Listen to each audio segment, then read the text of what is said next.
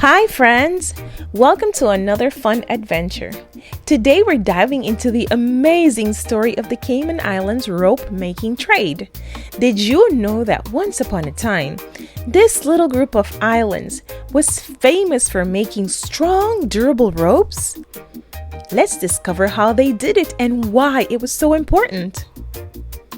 Our story begins with a very special tree called the Silver Thatch Palm. This tree is the national tree of the Cayman Islands, and it's pretty amazing. Its leaves were used to make ropes that were super strong and even resisted salt water. Perfect for boats and fishing nets. Cool, right? Families would head out to special areas called thatch walks to collect these leaves. But not just any leaves. The best ones for rope making were the young, unopened ones, called tops. These leaves had to be cut carefully, and then they were dried in the sun. Imagine how much work that must have been. Once the leaves were dry, it was time to get crafty. The leaves were stripped into thin pieces and twisted into long strands. It was like turning spaghetti into super ropes. Families worked together to make sure the strands were smooth and strong. Now here's where the magic happens. A hand-operated tool called a rope cart was used to twist 3 strands together into one strong rope. These ropes were often 150 feet long. That's about the size of a really big whale. And guess what? Kids like you helped out too. It was a family affair. These ropes weren't just useful. They were lifesavers. Sailors, fishermen, and farmers in many countries needed strong ropes for their work.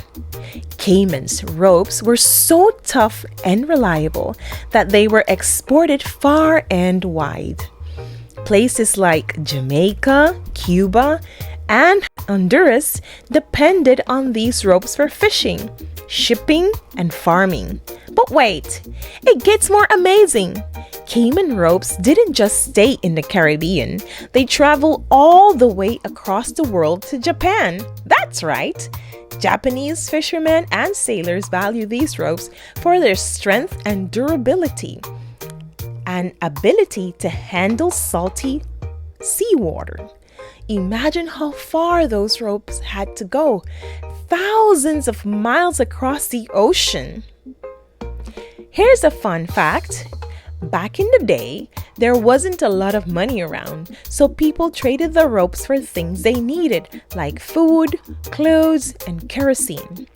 Imagine going to the store and swapping a rope for a bag of sugar. Over time, people started making ropes from synthetic materials like plastic, which were easier to produce. This meant the demand for Cayman's handmade ropes started to fade. By the late 1960s, the rope making trade was no longer a big part of Cayman life. But the story doesn't end there. Today, Caymanians still celebrate their rope-making heritage by creating beautiful crafts like baskets, hats, and mats from the silver thatch palm. It's a way to keep the tradition alive and remember the hard work of the past. Isn't it amazing how something as simple as a tree leaf became such an important part of Cayman history?